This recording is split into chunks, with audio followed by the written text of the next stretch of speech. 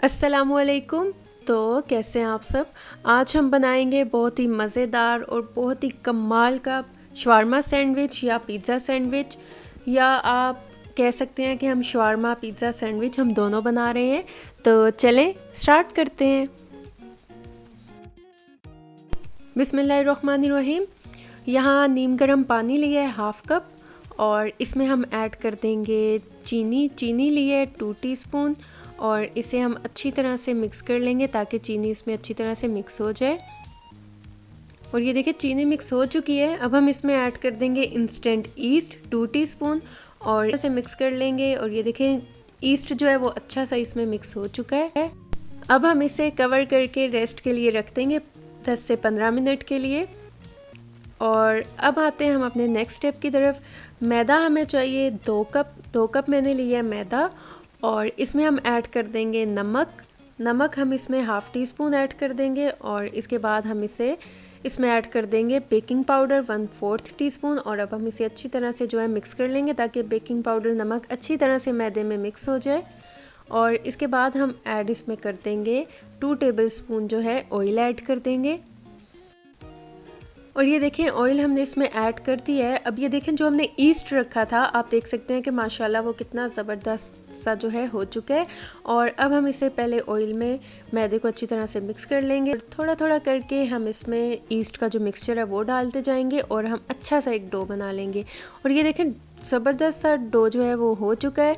और अब हम इसे अच्छी तरह से गूंद लेंगे। और अगर आपको लगे कि इसमें थोड़ा सा मैदा और डालना है तो आप थोड़ा थोड़ा करके ना खुश्क मैदा इस पर डाल सकते हैं, और साथ साथ इसको अच्छा सा गूंद सकते हैं। हमने इस डो को बहुत अच्छा सा गूंदा। और ये देखिए डो अच्छी सी गूंद ली है मैंने। अब जो है मैं एक बॉल को अच्छी तरह से ऑयल से ग्रीस कर लूँगी। उसके बाद डो इसमें रख दूँगी। डो को भी ऊपर से अच्छी तरह से ग्रीस कर लेना है हमने। और फिर हम इसे कवर करके रेस्ट के लिए रख देंगे तकरीबन 1 घंटे के लिए, या जब तक कि ये साइज़ में डबल नहीं हो जाती।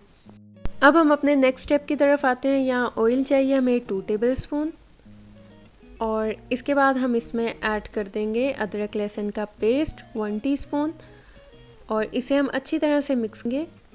और बस इसे हमने थोड़ी देर ही कुक करना है।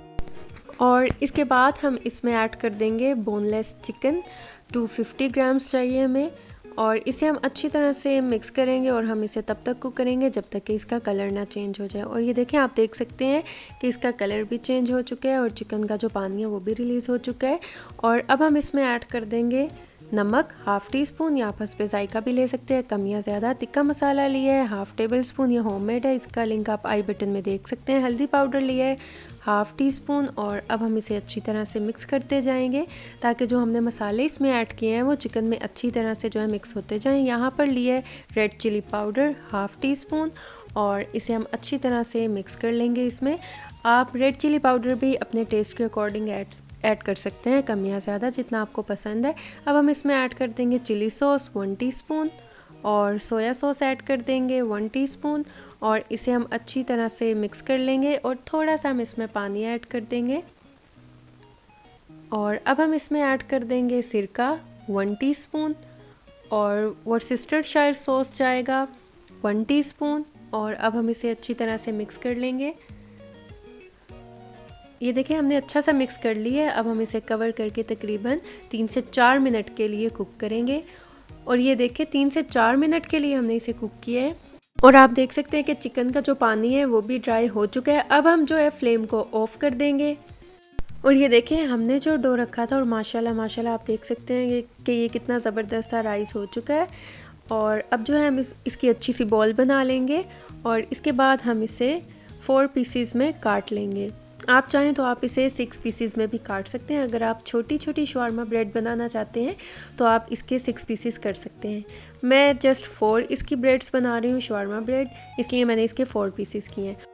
और ये देखें इसी तरह जो है मैं डो को बेल लूँगी। और हम क्या करेंगे, बेलने के बाद हमने इसे डायरेक्ट कुक नहीं करना।